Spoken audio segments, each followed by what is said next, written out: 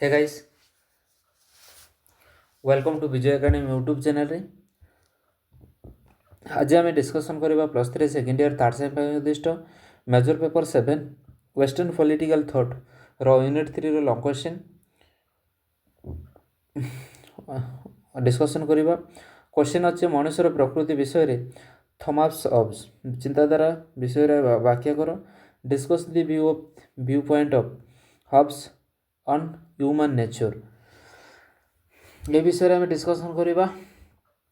उत्तर आम लिखा सब राजनीतिक दर्शन गुड़िकर आरंभ और शेष मृत्यु सॉरी मनुष्य ठारे ही आरंभ होता है। सब राजनीतिक दर्शन गुड़िक आरंभ और शेष मनुष्य मान ही आरंभ होता है। यहीपरि नहेले से दर्शन को दर्शन बोली कहुब ना। सब दार्शनिक मानकर मनर एक प्रश्न उठी थाए, मनुष्य किए, राष्ट्र कौन, मनुष्य कहीं राष्ट्र प्रति आनुगत्य प्रकाश करें, राष्ट्र व्यक्तिशेष को नहीं गठित। एथिपाई सब दार्शनिक माने सेमानक राष्ट्र संबंधी तत्वगुड़िक मनुष्य ठारू आरंभ करिसेंति। हॉब्स कटारे यार व्यतिक्रम देखा जाए नहीं। तांको राजनीतिक दर्शन रे केंद्रस्थल होउछन्ति मनुष्य।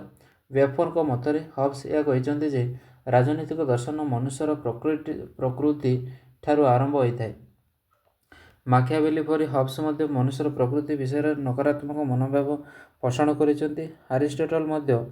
आरिस्टोटल एवं मध्ययुग और अन्य दार्शनिक मानक मतर मनुष्य एक सामाजिक प्राणी अटे, किंतु अब से एकमत नहांती। तांको मतरे मनुष्य स्वार्थपर एकाकी आत्माभिमानी अटे।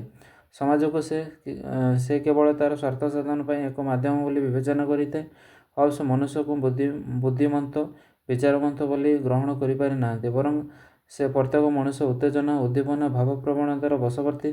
तांको मतरे मनीष जहाँ कामना करे ताको भल, जहाँ घृणा करे तापाई मंद बोली कही।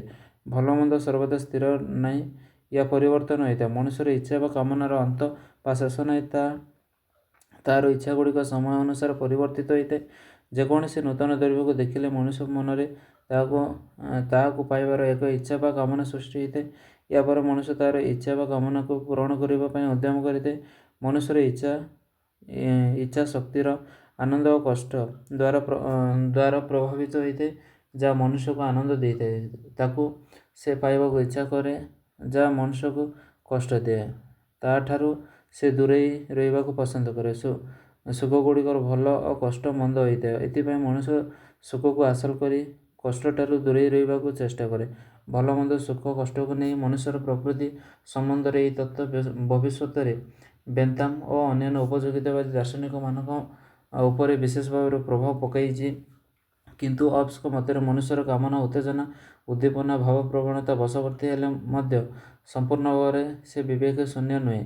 यही विवेक विचार शक्ति ताको अन्य जीवजंतु मान पृथक करें। मनुष्यर उत्तेजना उद्दीपना कामना प्राकृतिक है बेले तार विवेक कृत्रिम अटे। विवेक विचार शक्ति मनुष्य निर्दिष्ट समय निर्दिष्ट आचरण प्रदर्शन करने को प्रवर्ताई थाए। मनुष्य हॉब्स को मतर प्रत्येक मनुष्य जन्मठार सामान होते। कहार बुद्धि अन्य मानक तुलन अधिक है बेले आउ कहार शारीरिक शक्ति अधिक होता है। किंतु साधारण भाव में देखा गले से समस्त प्रायतः सामान अटंती। किंतु सेतेबेले कौन सी गोटे निर्दिष्ट वस्तु पाइबापी बा कौन सी निर्दिष्ट लक्ष्य समान से माने उद्यम करते। सेतेबेले परस्पर मध्य कलहर सूत्रपात होते। हॉब्स मत लोक मध्य प्रतियोगिता गौरव पार्थक्य से कलह प्रिय पशुरे परिणत होता। हॉब्स भाषा प्रकृति मनुष्य को मन और शारीरिक स्तर एपरी समान कर गढ़ी तोड़ती जे से मध्य समान परिलक्षित होता है। किंतु जितेबाला से देखे जे तार जड़े स्वार्थी अधिक बलवान अधिक शक्ति अधिक मानसिक शक्ति नहीं जन्म होती से मनुष्य के मनुष्य बोली भावी पारे। किंतु वास्तव में समस्ते एक अटंते। मनुष्य मध्य उपयोगिता मनोभाव और निजक अन्य सहित सामान कर इच्छा यहपरी भाव में परस्पर मध्य कलह संघर्षर सूत्रपात होता है। हॉब्स मत प्रत्येक मनुष्य मध्य एक संघर्ष प्रत्येक मनुष्य मध्य एक अविरत कामना क्षमता पाइबापी हासिल करने रही।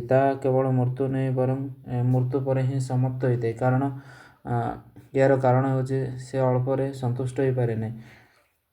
से अधिक पाइबा तार तृष्णा ପରିବ୍ୟାପ୍ତ ହୋଇଥାଏ। କ୍ଷମତା ବୃଦ୍ଧି ପାଇଁ ମଣିଷ ଏହି ପ୍ରଚେଷ୍ଟା ତାକୁ ସ୍ୱାର୍ଥପର କରିଥାଏ। ମଣିଷର ଗୋଟିଏ କାମନା ପୂରଣ ହେଲା ବେଳେ ଆଉ ଗୋଟିଏ କାମନା ସୃଷ୍ଟି ହୋଇଥାଏ।